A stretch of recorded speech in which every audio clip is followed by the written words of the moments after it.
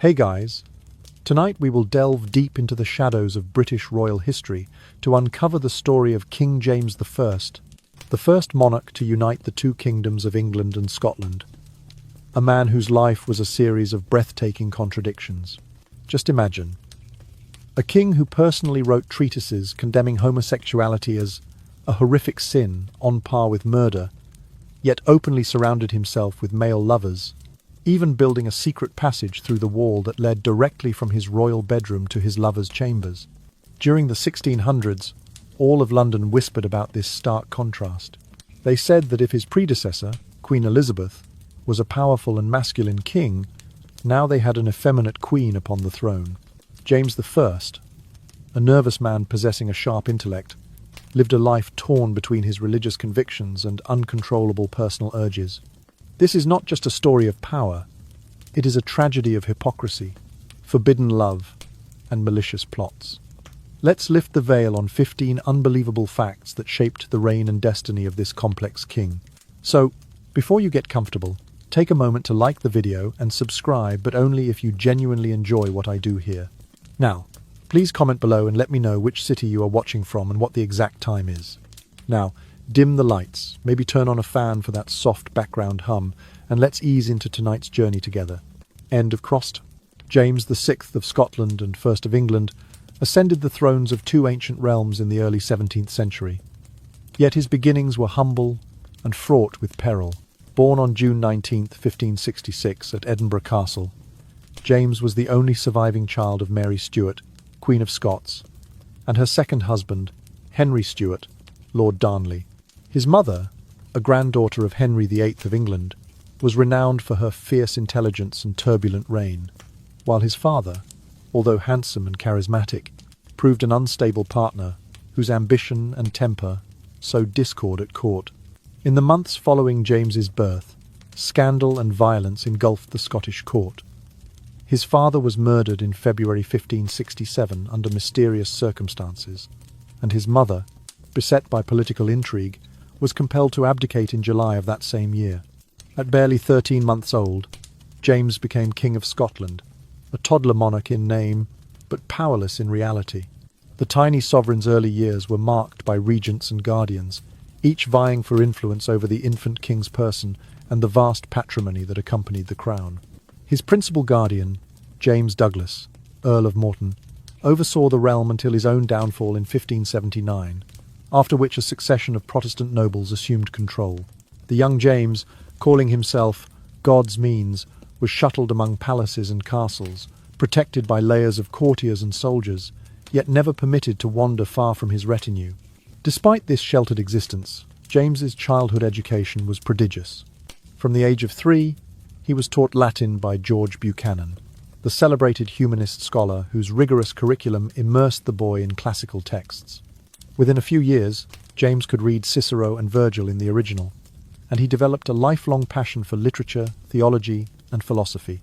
His tutors also instructed him in French, Italian, and Greek, reflecting the cosmopolitan aspirations of the Stuart court.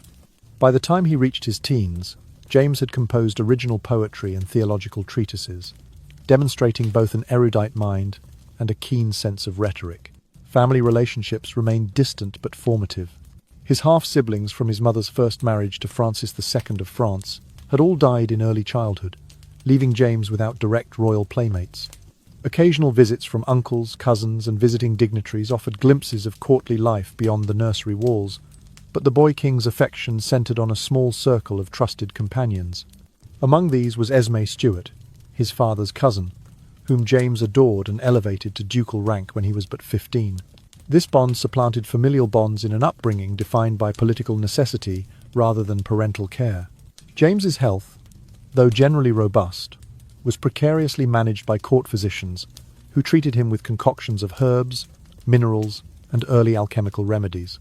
Childhood illnesses, febrile episodes, and respiratory afflictions were met with bleeding and purging, common practices of the era, leaving him both resilient and wary of medical intervention. His earliest memories, as he would later recall, blended the austere ceremonies of royal protocol with the flickering torchlight of midnight audiences, when nobles consulted with him as though he were already the wise ruler he was destined to become. By his 16th year, James had begun to assert his own authority, leveraging the notion of divine right, the conviction that monarchs were appointed by and answerable only to God. Though his formal coronation took place in July 1587 at Holyrood Abbey, he had been ruling in name since his mother's abdication, and by his mid-teens he navigated court factions with an acumen that belied his years. His childhood, shaped by loss, exile, and relentless scholarship, instilled in him both a wariness of conspiracies and a penchant for intellectual debate.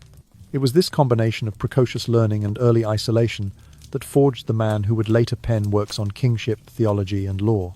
His youth among shifting regencies taught him the delicate balance between restraint and assertion, while his tutor's insistence on moral and classical learning laid the groundwork for his lifelong claim that the king can do no wrong.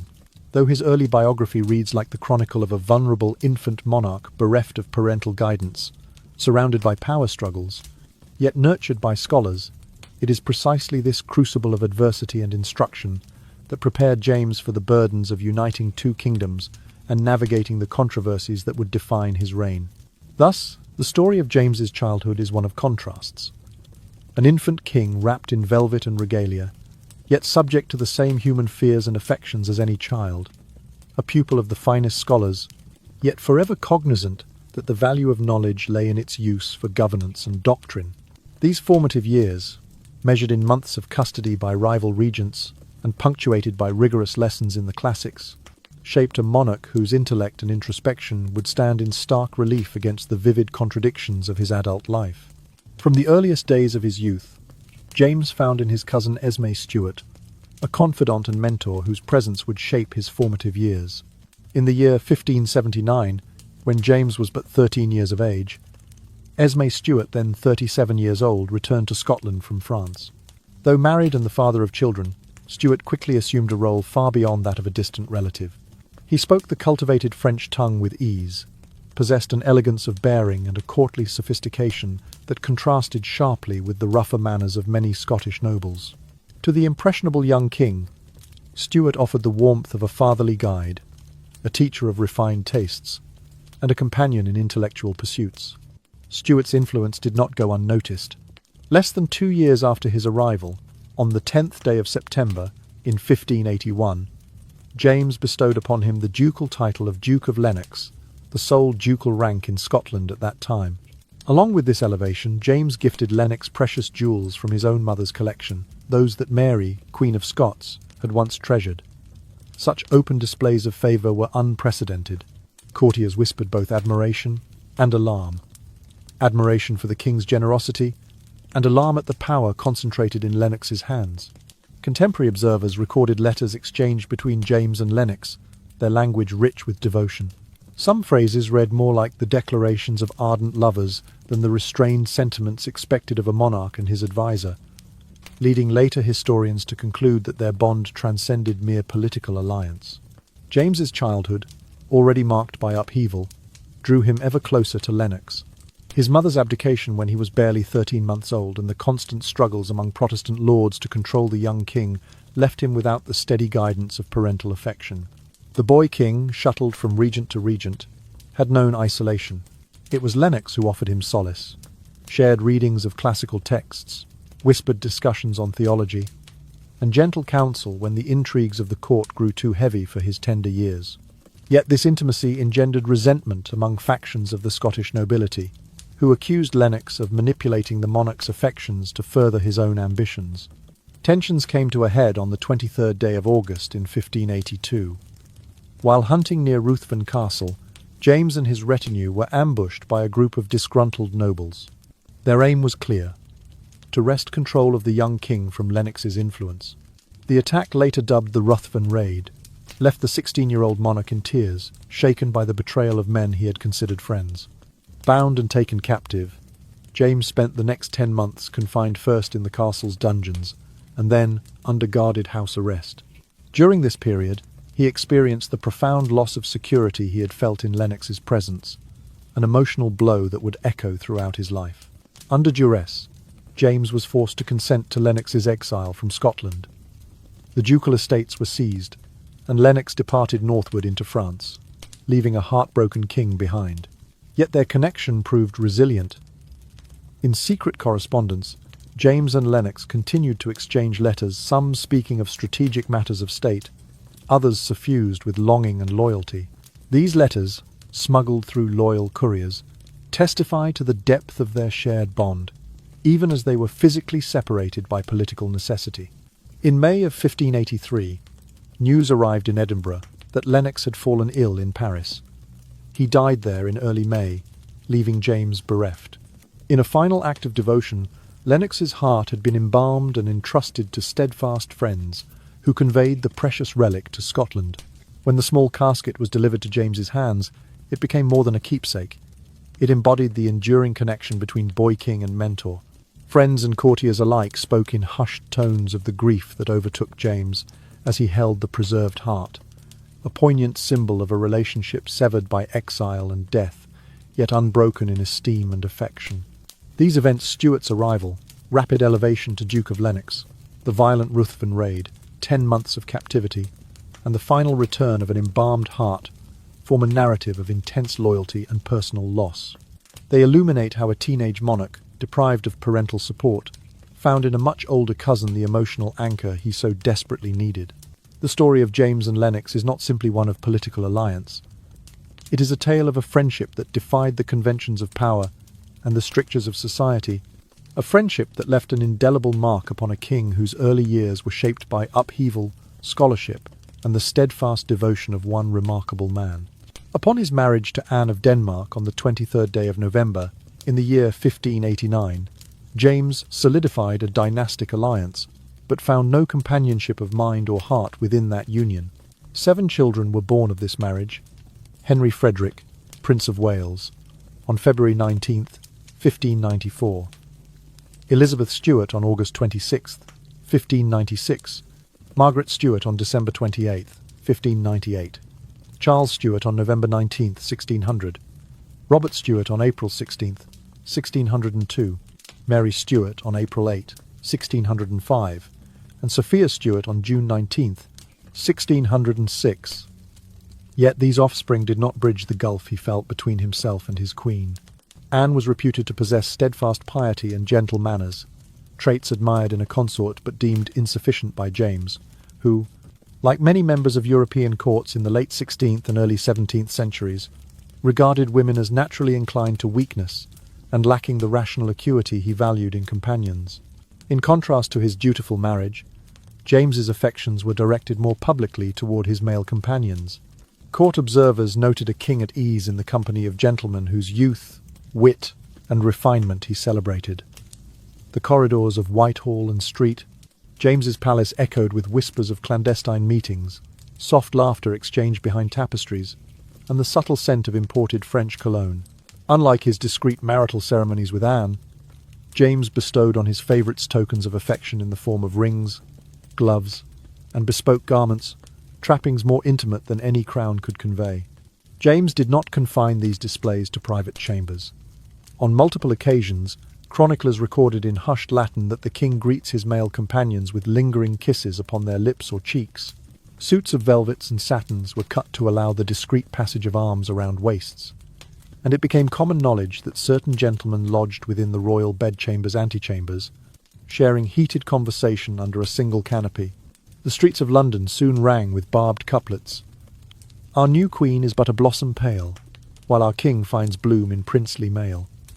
This witticism, passed from tavern to drawing room, captured public fascination and outrage in equal measure. Such conduct brazenly defied the strictures of the Church of England, and provoked the consternation of the rising Puritan faction. Sermons in Winchester and Norwich decried the moral decay perceived at court, and pamphleteers printed scathing tracts labelling James a hypocrite, one who penned treatises condemning sodomy as an abomination, yet permitted it before his own eyes. Satirical woodcuts depicted the monarch in a frilled doublet, clutching the hands of his favourites while the queen looked on with folded arms. The dichotomy between his office as defender of the faith and his personal predilections shone a harsh light on the tensions of a realm still wrestling with religious identity in the wake of Elizabeth's 39-year reign. When James succeeded to the English throne upon the death of Elizabeth I on March 24, 1603, He imported his well-established habit of elevating his Scottish intimates into positions of trust and renown. He believed that men who owed their status entirely to royal favour would remain loyal, unburdened by the entrenched power of England's established nobility. Sir James Hay, a Scot of reputed learning and charm, became a prominent beneficiary. James took it upon himself to pay off Hay's debts, amounting in some years to more than £5,000 sterling, a sum sufficient to endow a minor earldom, and arranged a marriage for him with an heiress of considerable fortune. Hay's lavish lifestyle and sudden prominence in court circles underscored the king's willingness to expend the treasury in service of personal affection. Similarly, Philip Herbert was but 19 years of age when James appointed him Gentleman of the Bedchamber upon his English accession. This office granted Herbert unprecedented access. He attended the king's private audiences, assisted with the royal garb, and shared the king's closest confidences. In June of 1605, Herbert was created Baron Herbert of Shurland, and, within months, elevated further to the Earldom of Montgomery, an unprecedented rise for one so young. The treasury bore the cost of Herbert's debts, while royal patronage secured him estates and marriages that intertwined him irrevocably with the Stuart dynasty. These manifestations of favouritism found Brexit whispers in Parliament and Salon alike. English nobles, many of whom traced their lineage to the Norman conquest, chafed at being usurped by unproven Scots. They accused James of courtly nepotism and of destabilising the realm's finances. Debates in the House of Commons repeatedly cited the Crown's extravagance on royal favourites as grounds for tighter restraints on the royal purse. In the streets, balladeers sang of the Scottish upstarts, riding in gilded coaches while the realm's coffers lay bare. Yet James persisted in his practice, convinced that the absolute loyalty of his favourites constituted a bulwark against both foreign plots and domestic unrest. His public affection, though scorned by many, afforded him a tight-knit circle of unwavering allies. These men stood with him in councils and at Privy Council meetings, offering counsel both in statecraft and in the complexities of courtly life. In this chapter of his reign, James's dual identity as monarch and as fond patron of male favourites collided most forcefully with the expectations of early 17th century English society. The king's willingness to trump tradition, both religious and aristocratic, revealed a sovereign determined to place personal loyalty above inheritance and precedent. As public censure swelled, James's retinue of Scots became both the source of his greatest political strength and the fount of his deepest controversies, setting the stage for conflicts that would echo throughout his reign and beyond. Favouritism exacted a heavy toll on the royal coffers. By the spring of 1611, James's hunger to reward his favourite companions had emptied more than £200,000 sterling from the exchequer, an astronomical sum equal to nearly a third of the annual royal revenue. He routinely authorised payments to settle debts incurred by his intimates at gaming tables, where they wagered on cards and dice with abandon. He ordered the Crown Treasurer to dispatch bags of gold to cover loans taken out by gentlemen of his bedchamber, believing that such largesse secured their loyalty. Court accountants later recorded entries such as paid to Sir James Hay for his losses at play, the sum of £48,000, and disbursed unto Mr. Carr, in discharge of bills of exchange, the sum of £14,000, all drawn directly from funds meant for royal administration, military upkeep, and the maintenance of diplomatic missions abroad.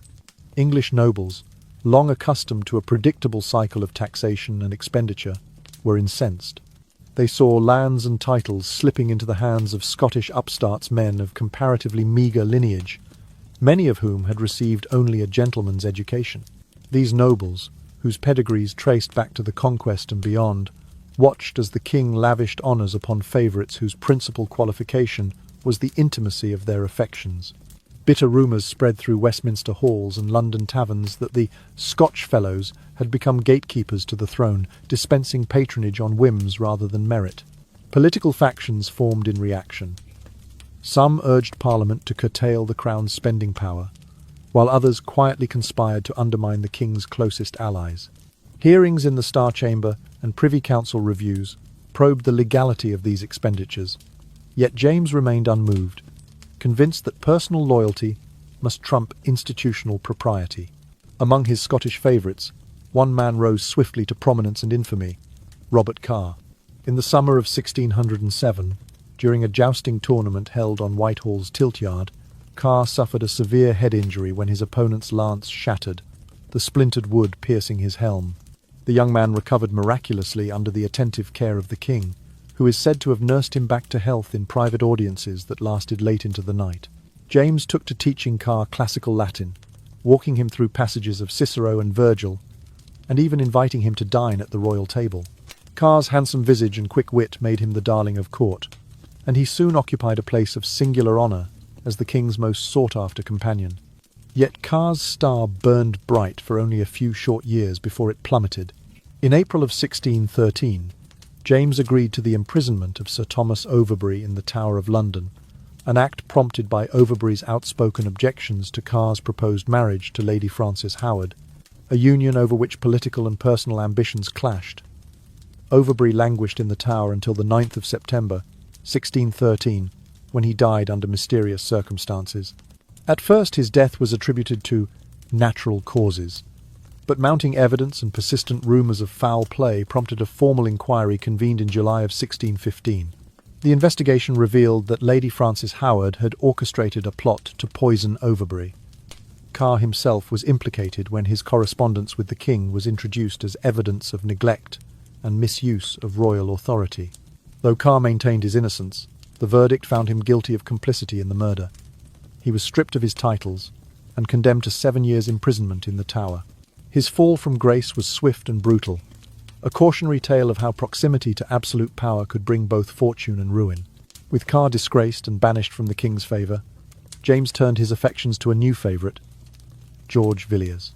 Introduced at court in March of 1614 by his ambitious mother, Mary Villiers, George was lauded as the most handsome man in England. His delicate features and graceful bearing captivated James almost instantly.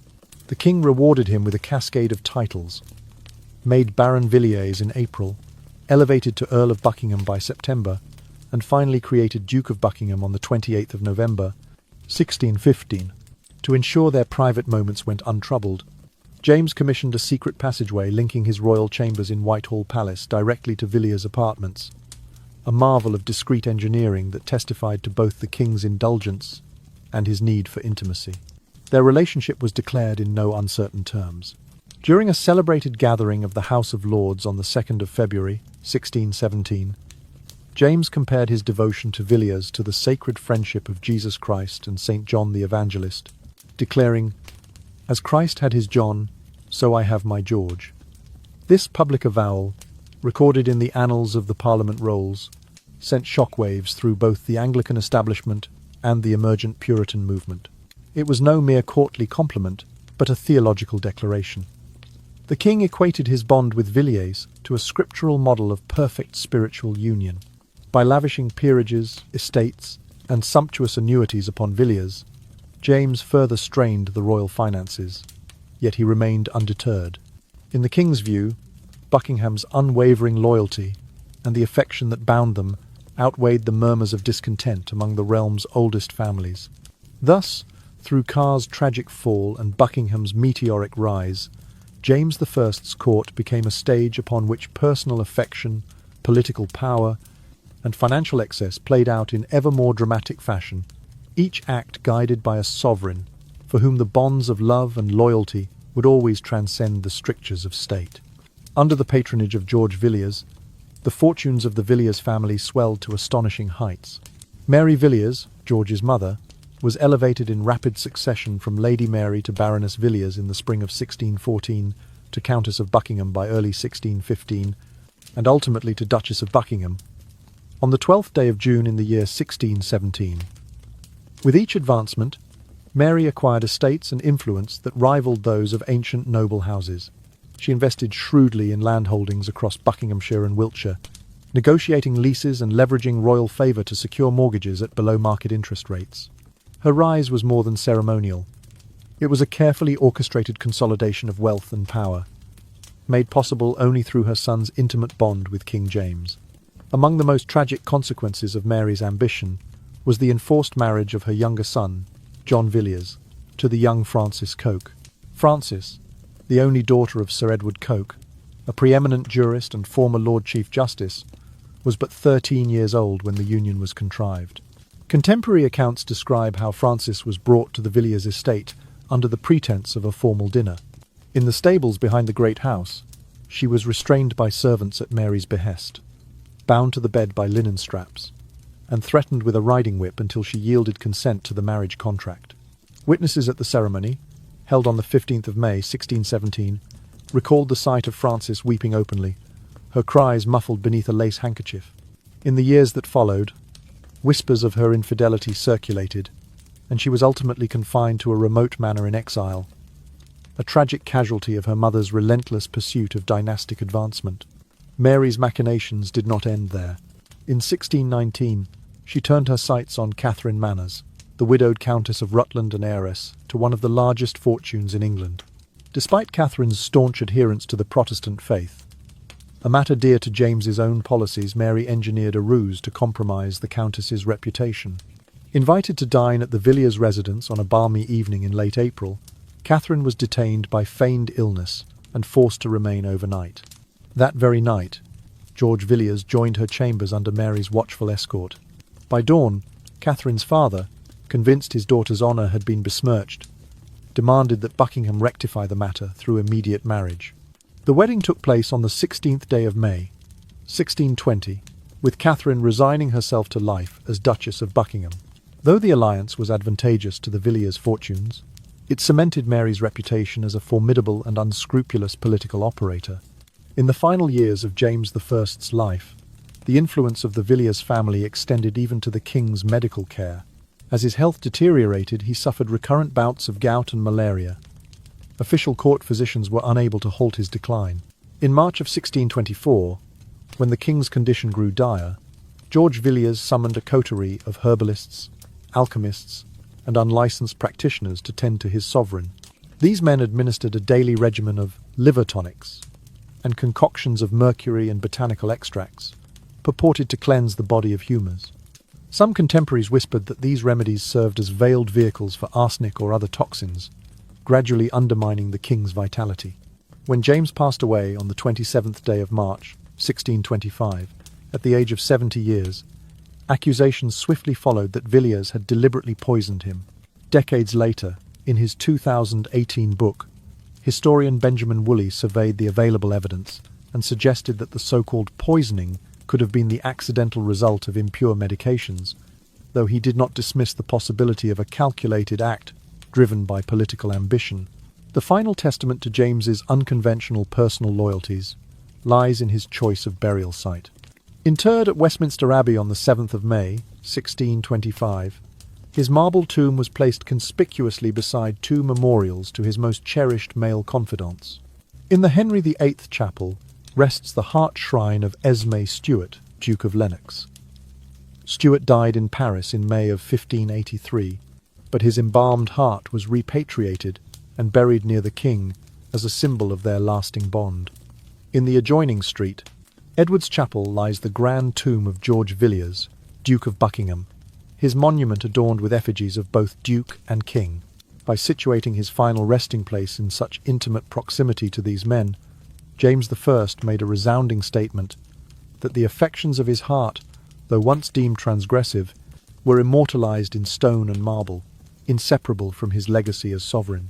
In this deliberate arrangement, the king affirmed that personal loyalty and love, however unconventional, endured beyond the bounds of royal protocol, and outlived even his own reign.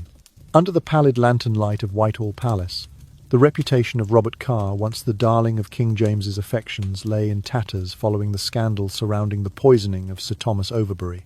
By early 1614, Carr's fall from favour had opened a void in the king's heart that James was eager to fill.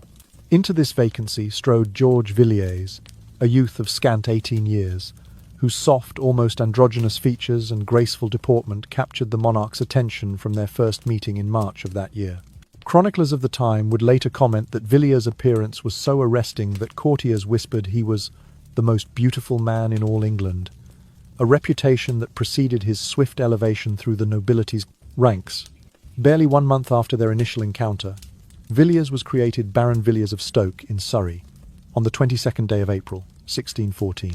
Within 6 months, on the 24th of October, he was advanced to the title of Earl of Buckingham, a promotion that normally took generations of service and bloodlines to attain. Yet the king's favour knew no such constraints. By the 28th day of November, 1615, George Villiers stood at the apex of his rise, invested as the first Duke of Buckingham in the peerage of England. Each title brought with it extensive land grants, heraldic privileges, and seats at the highest councils of state appointments that would have been unthinkable for a mere courtier, but felt wholly natural to a sovereign who viewed personal affection as the truest gauge of loyalty. Such breathtaking advancement demanded privacy for its consummation, for the public nature of these gifts invited equal measures of envy and outrage. To accommodate this, James authorized the construction of a secret passageway, a subterranean corridor burrowed beneath the palace walls that linked his private apartments directly to Villiers' chambers.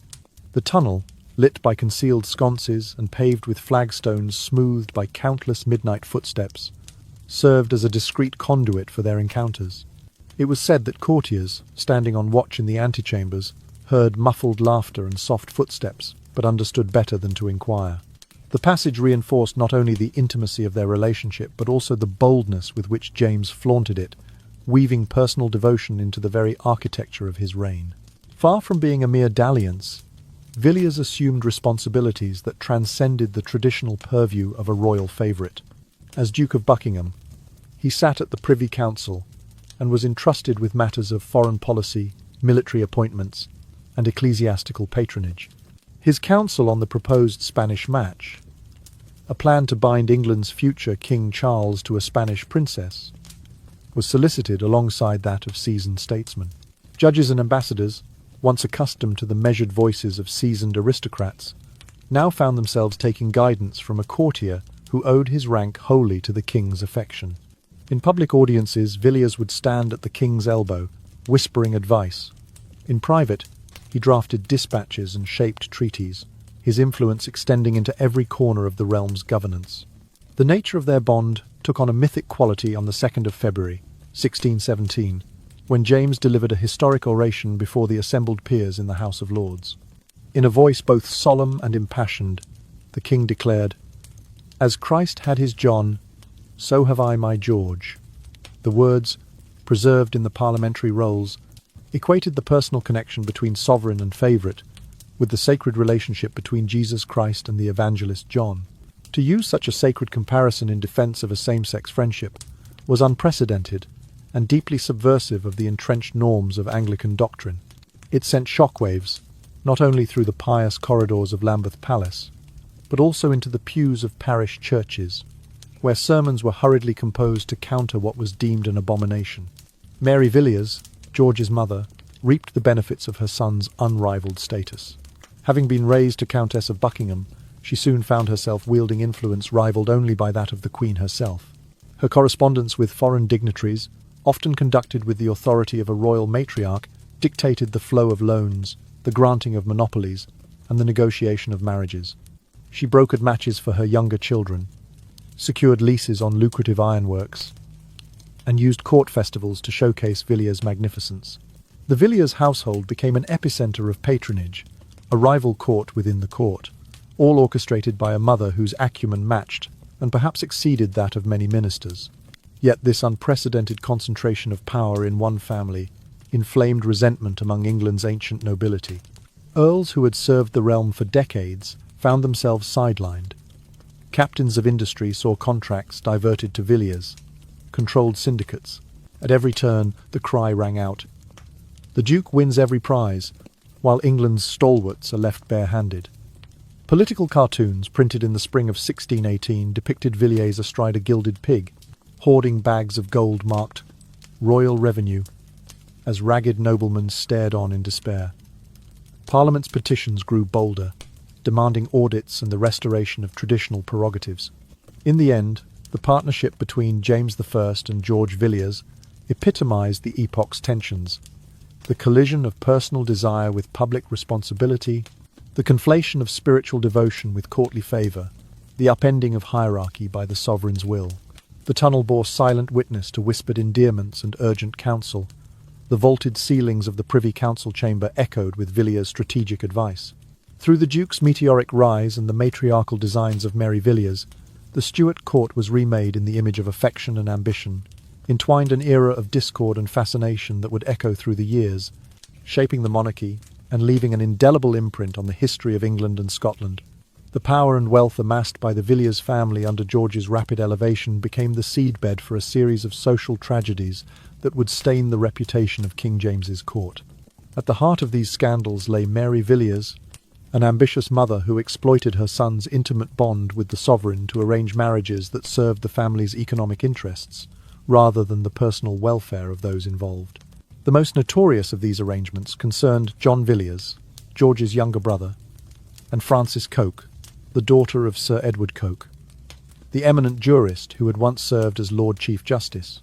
Frances Coke was but 13 years of age when Mary Villiers extended an invitation for what was described as a convivial dinner at the family seat in Kensington. Upon her arrival, Frances was fain to fall gravely ill, her attendants instructed to see that she remain under Mary's care for the night. As the manor's great clock tolled past 11, George Villiers, escorted by his mother, entered the young girl's chamber. Servants, acting on Mary's direct orders, bound Frances to the bed by linen straps, their coarse knots cutting into her delicate wrists. A riding whip lay on the floor, a silent threat that any refusal would invite further coercion. Panicked and bewildered, Frances called out for her father's name, her muffled cries echoing through the corridors. At dawn on the 14th of May, 1617, Sir Edward Coke arrived to retrieve his daughter.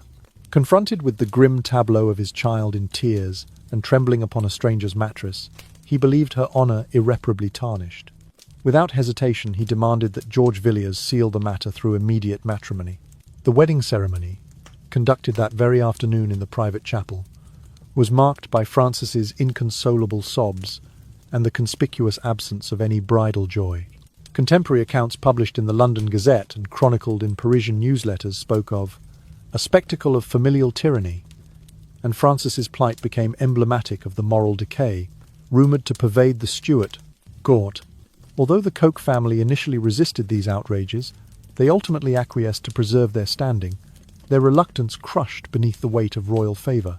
Undeterred by the uproar, Mary Villiers turned her devising mind to another lucrative match, that of George himself with Catherine Manners, the widowed Countess of Rutland and heiress to a fortune said to exceed all but that of the crown. King James, mindful of the Countess's steadfast Roman Catholic faith and keen to avoid alienating his Protestant subjects, initially resisted the notion of his favourite entering such an unequal and religiously fraught union. But Mary's resolve was undiminished. In the late spring of 1619, she orchestrated a ruse virtually identical to that used against Frances Coke. At a banquet held on the evening of the 30th of April, Catherine was encouraged to remain under the pretext of indisposition.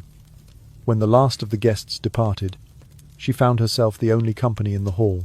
George Villiers was summoned to her side, and with Mary as chaperone, the young Duke spent the night under the same roof as the Countess, a situation calculated to besmirch her reputation. By the morning of the 1st of May, Catherine's father, Lord Manners, received word of her compromised position.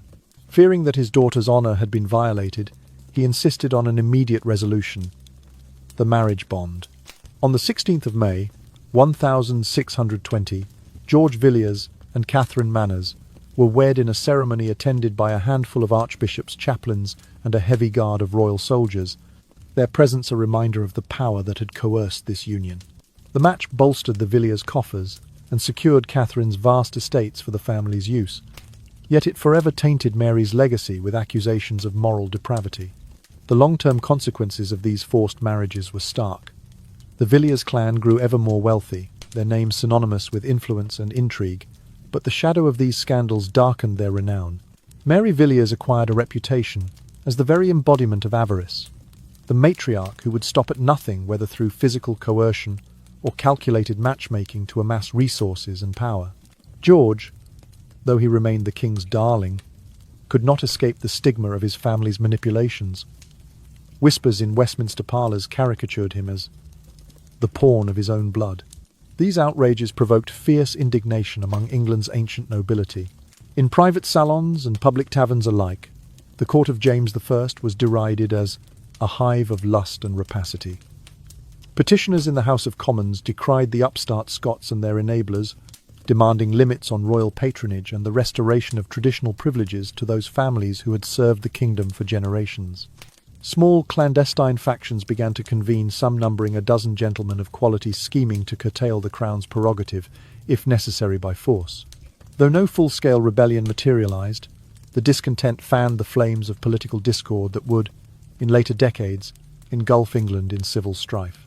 In sum, the Villiers family's exploitation of royal favour to engineer marriages of convenience and coercion not only enriched their coffers, but also sowed seeds of resentment and rebellion. Their success in manipulating the marriage market and the machinery of patronage revealed the perilous intersection of personal affection and political power, illuminating the dark side of a monarchy that placed private desire above the public good.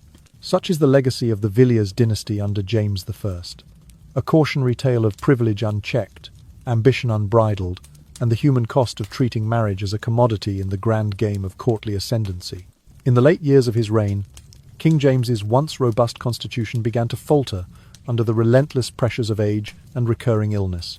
By the spring of 1624, the monarch's bouts of fever, likely malaria acquired during his earlier travels, had returned with alarming frequency.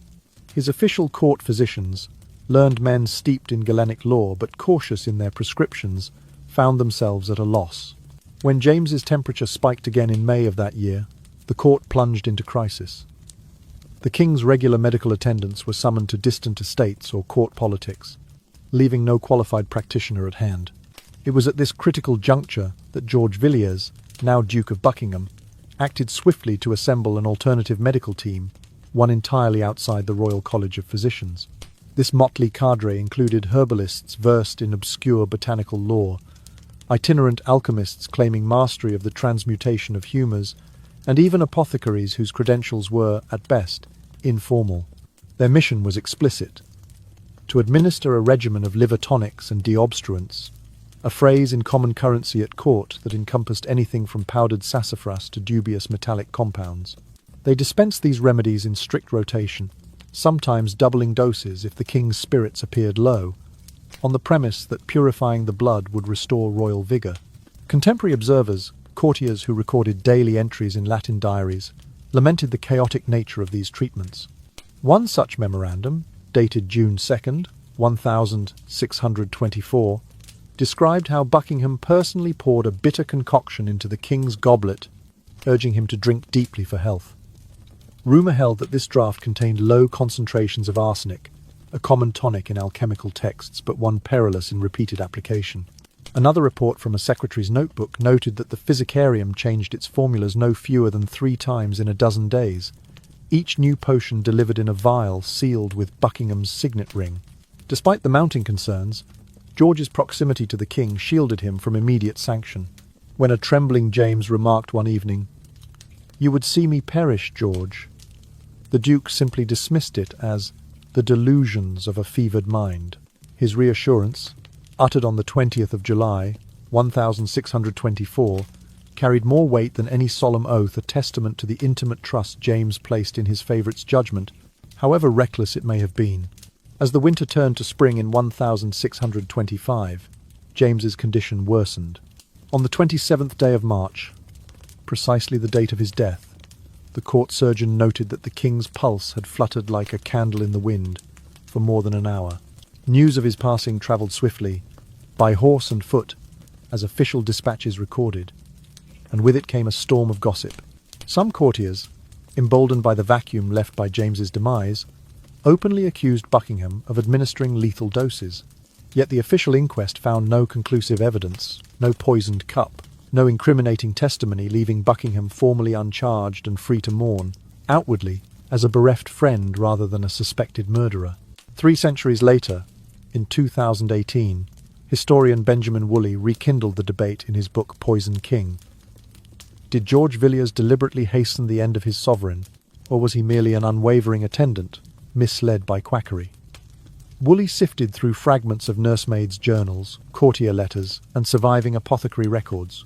He noted the absence of consistent compounding standards in the formulas prescribed, suggesting that even if no malice was intended, the sheer variability of the ingredients could have produced cumulative toxicity.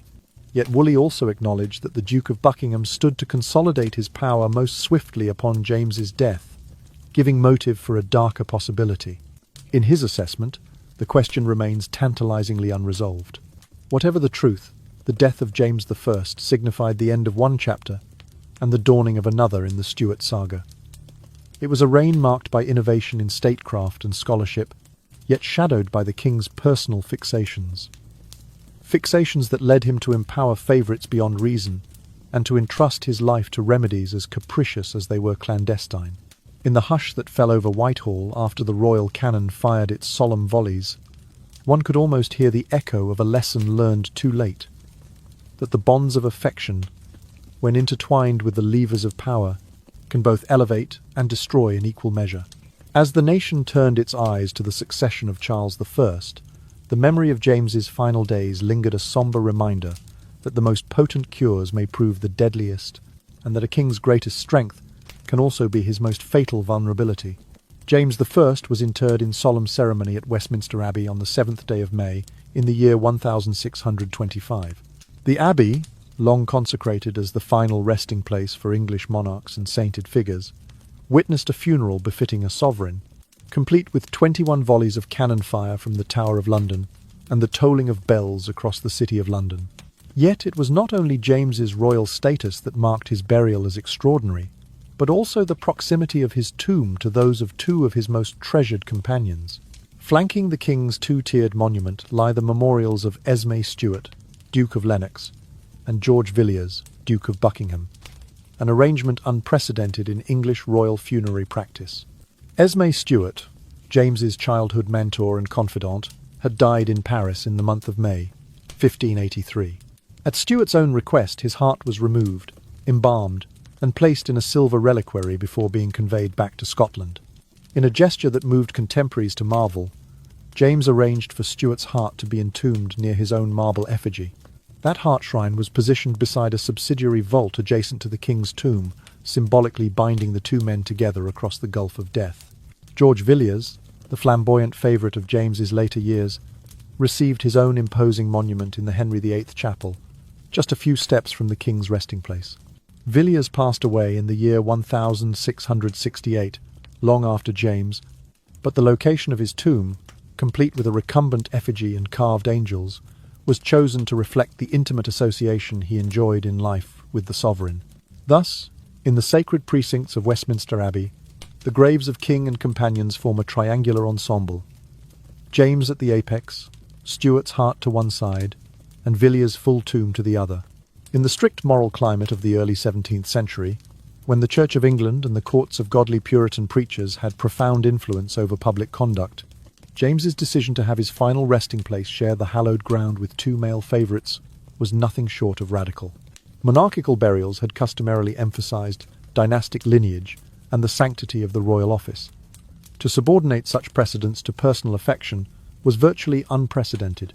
Visitors to the Abbey in the years following the interment spoke in hushed tones of the Trinity of devotion, marvelling that a king would defy even death's strictures to declare the primacy of his own emotional bonds.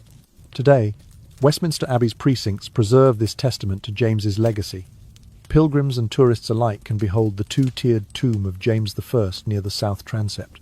Its base is engraved with the king's name, titles, and dates of birth and death, while above rests a quilted cushion upon which his marble likeness lies in peaceful repose.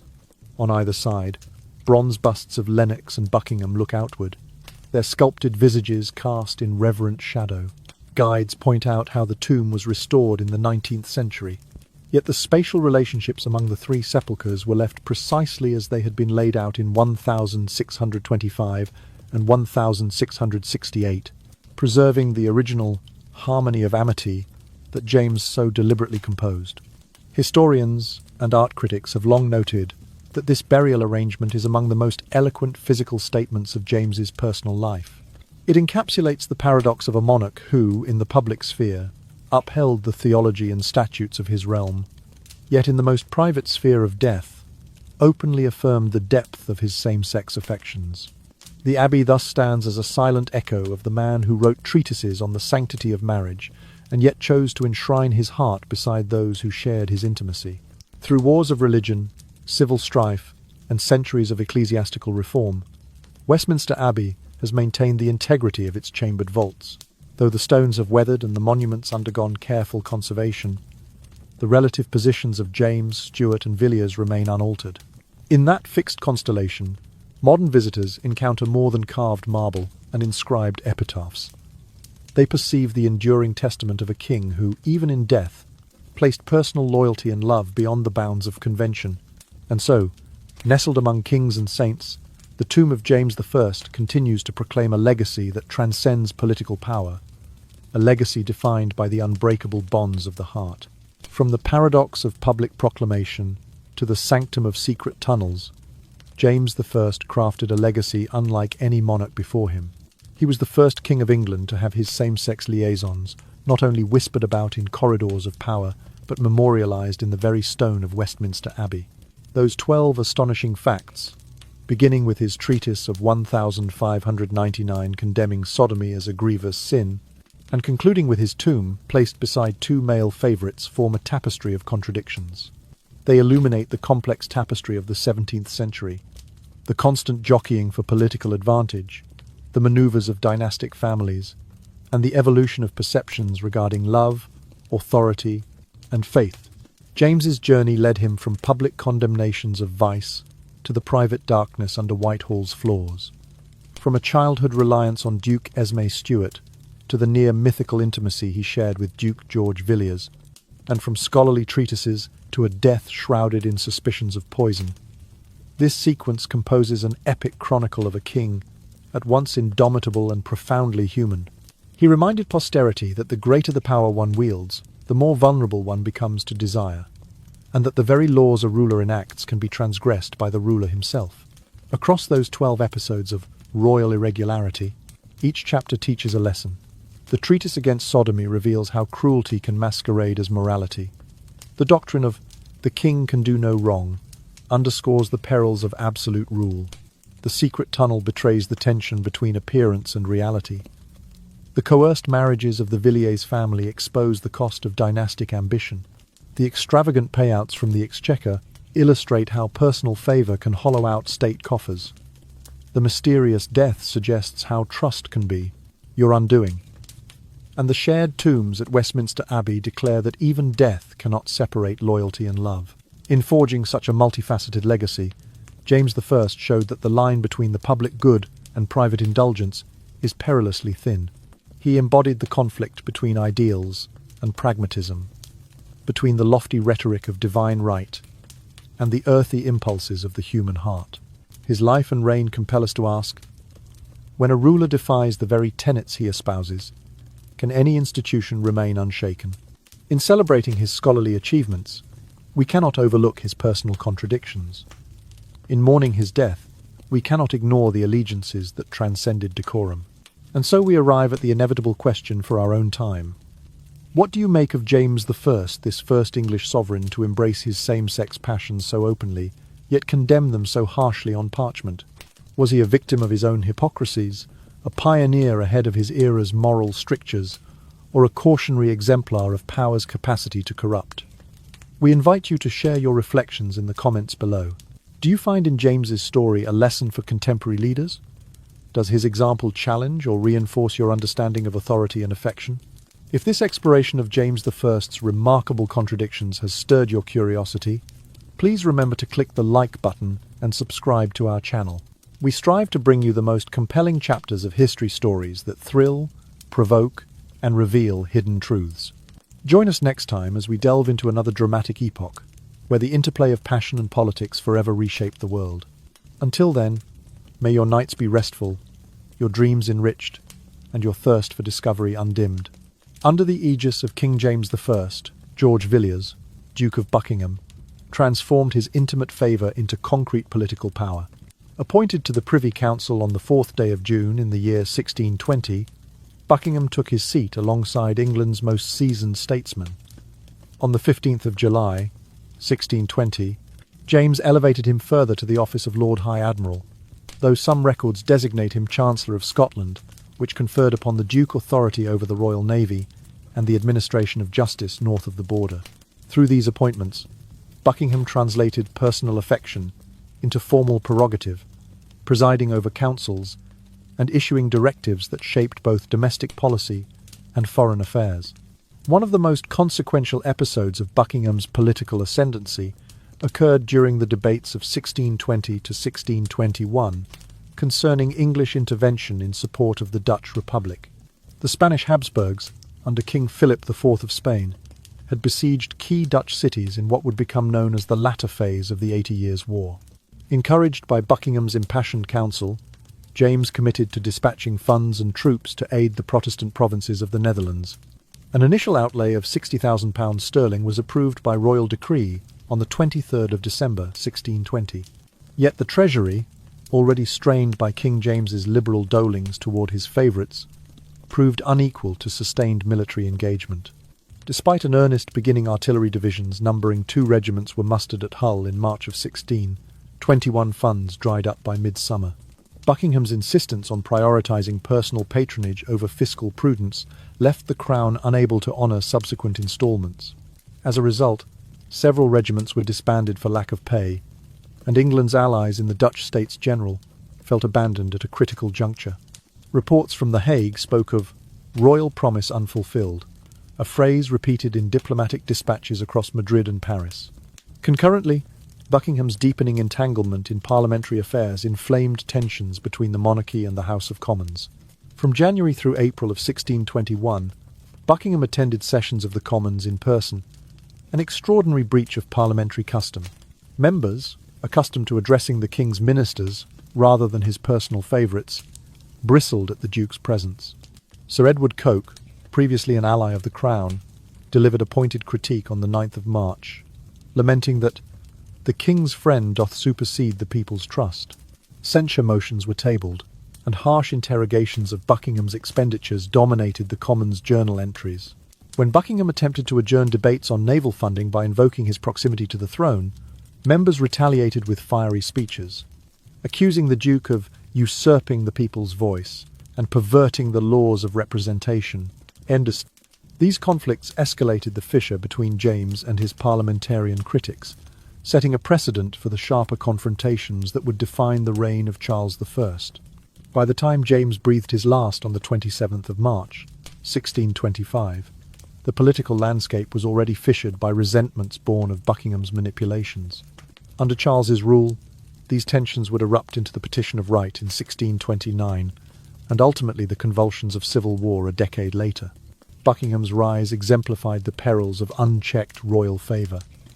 His marriage of affection and authority illustrated how a sovereign's private passions could warp the machinery of governance. By diverting the royal finances to his personal circle, he left the crown both bankrupt and dishonoured. By steering foreign policy according to the dictates of personal loyalty, he undercut England's standing among European powers. By inserting himself into parliamentary proceedings, he undermined the principle that the people's representatives should guide the nation's laws. King James I, for all his erudition and self-professed belief in the divine right of kings, allowed his personal attachments to erode the boundaries between the king's business and the king's heart. In so doing, he bequeathed to his successors a cautionary tale that no ruler, however august, can indefinitely sustain a sharp division between public duty and private desire. When the cords of favour stretch beyond measure, the tensile strength of the state itself begins to fray. Thus, the political legacy of James I and of his beloved Duke stands as a sombre admonition. It reminds us that the fusion of intimacy and influence, however passionate, carries with it the weight of responsibility to the commonweal. For when affection eclipses accountability, the ruin of realms may follow, and even the loftiest crown cannot shield a nation from the consequences of a monarch's most personal choices. In the aftermath of the 17th century, the intimate details of James I's personal life faded into a haze of courtesy and discretion. It was not until the mid-19th century, when attitudes towards same-sex affection remained largely condemnatory, that many English historians consciously suppressed evidence of the king's relationships with Esme Stuart and George Villiers. Manuscripts were lost or quietly rescribed to remove passages describing tender salutations. Letters exchanged between James and his favourites were relegated to obscure archives, their catalogue entries altered to obscure their true provenance.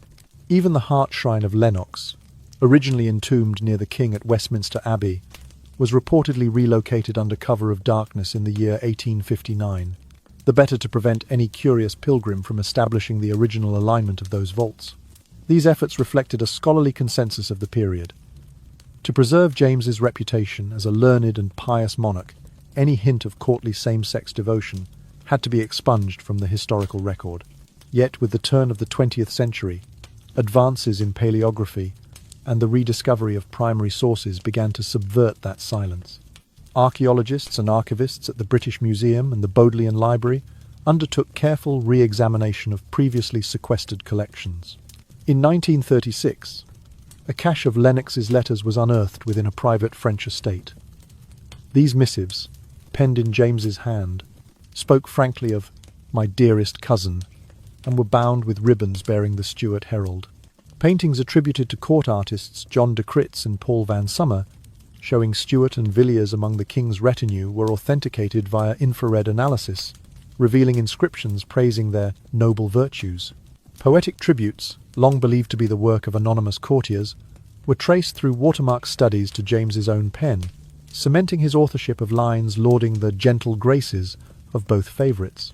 By the close of the 20th century, biographical works such as Maurice Leigh's James I and His World, published 1975, and John Smith's Royal Intimacies, published 1992, treated James's same-sex relationships not as scandalous anomalies, but as integral facets of his reign.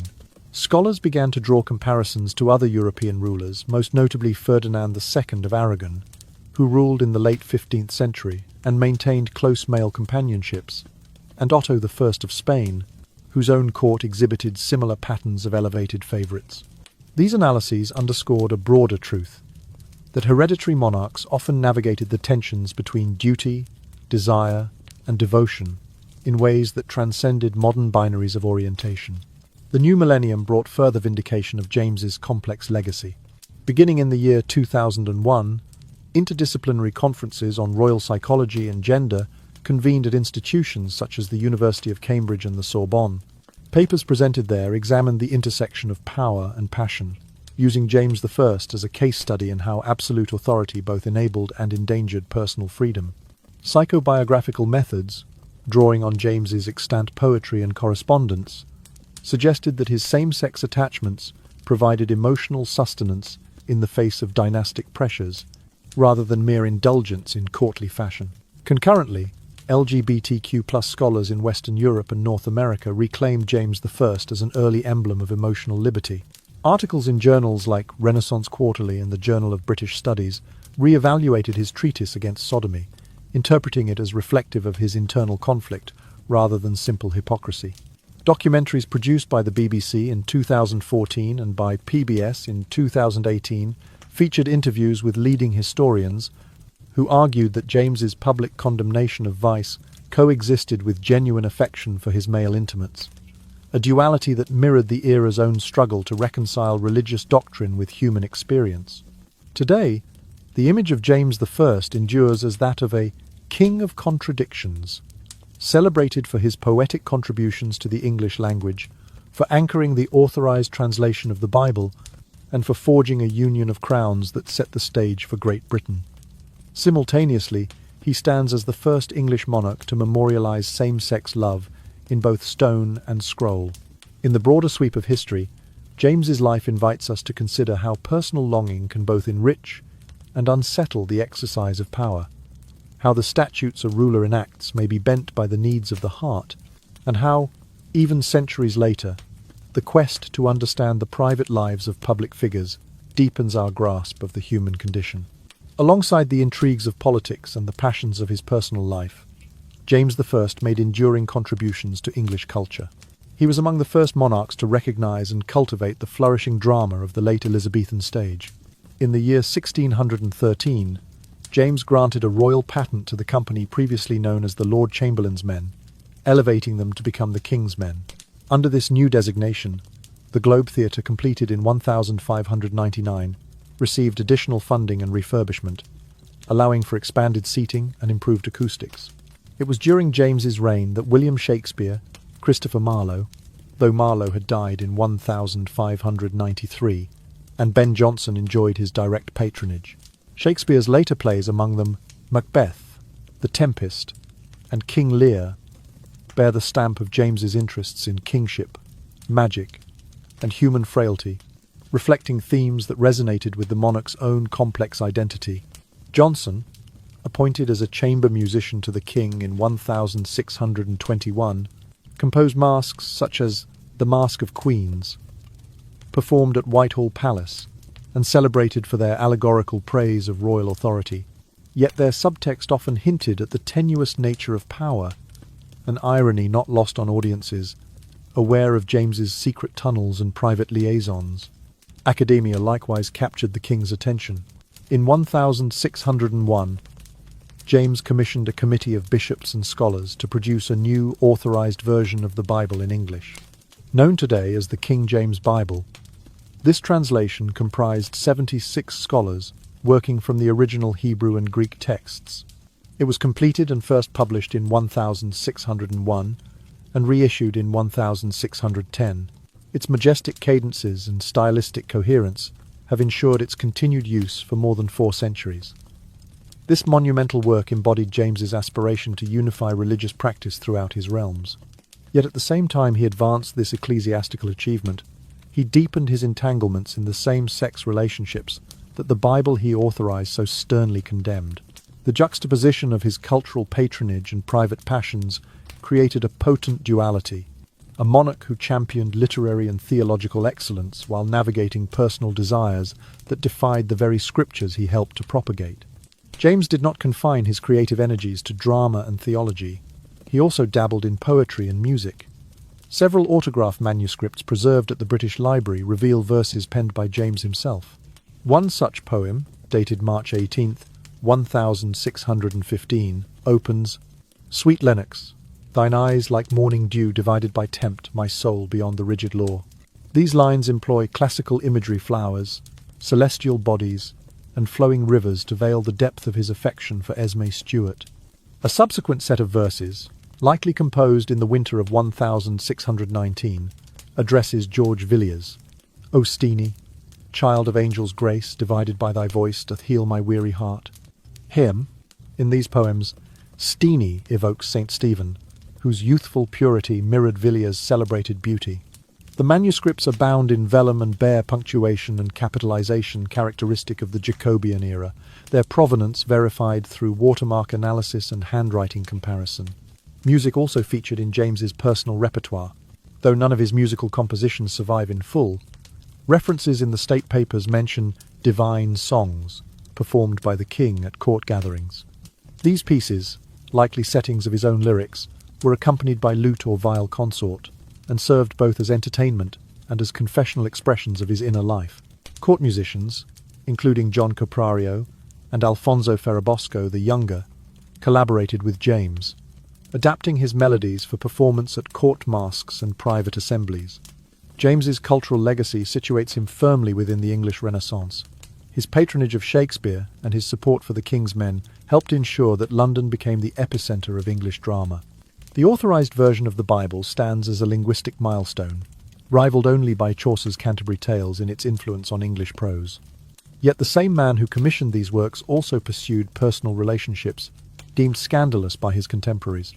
This tension, the noble and the carnal, the divine and the worldly, captivated later writers and filmmakers. In the 20th and 21st centuries, playwrights such as Peter Barnes, Up and Under, and novelists like Margaret Campbell Barnes, The King's Pleasure, have dramatized James's dual nature, depicting him as a heart cleft between duty and desire. Television series, including the BBC's The Virgin Queen and Showtime's The Tudors, have portrayed James I as a figure at once erudite and enigmatic, his court a microcosm of a kingdom, oscillating between tradition and transformation. Contemporary historians and critics acknowledge that to understand James's cultural contributions, one must also confront the contradictions of his personal life. In this light, James emerges not merely as a patron of the arts, but as a Renaissance prince for whom art and passion were inseparable, each reflecting the complexities of a reign that forever reshaped English literature, faith, and identity. And so, as our candles gutter low and the tapestry of James's extraordinary life settles like a soft mist upon our minds, let us pause to breathe deeply. Imagine the echoes of Westminster Abbey's vaulted arches receding into hushed silence, the marble effigies of king and companions fading into gentle shadows. In this quiet moment, we recognize that the grandeur of power and the whisper of the heart are strands of the same tapestry, each lending color and complexity to the other, reminding us that no life, however royal, escapes the tender ache of longing and the delicate dance between duty and desire. What wisdom, then, do we carry away as we lay down these tales? Perhaps it is the simple truth that every soul, however adorned in velvet and crowned with jewels, is first and foremost human, seeking connection, wrestling with contradiction, striving to leave behind a legacy, both true and lasting. In James's story, we find a mirror of our own lives, where the rules we make may sometimes conflict with the yearnings we feel, and where love, even when bound by secrets, illuminates the darkest corridors of the heart. Relax now, as the final candle flickers and the world outside grows soft and distant. Let your thoughts drift like autumn leaves upon a silent pond, carried away from the bustle of history into the soothing embrace of twilight calm. Notice how each breath becomes slower, lighter, until all that remains is the gentle rhythm that has accompanied you from your very first moment. Soon, the images of secret tunnels and grand monuments will dissolve into muted tones, and you will rest in the hush between the stars. And as you drift toward the tender realm of dreams, know that tonight's journey through James's triumphs and contradictions carries with it a message for us all. That true courage lies in embracing our whole selves, our strengths and our vulnerabilities, so that the stories we leave behind may shine with authenticity and grace. Good night, dear listener. May your slumber be serene, your dreams sweet, and your heart at peace. And when the morning light returns, we hope you'll join us again. Subscribe to our channel so that we may share more whispered histories and gentle tales, crafted just for you, to guide you through the night and beyond. Sleep well,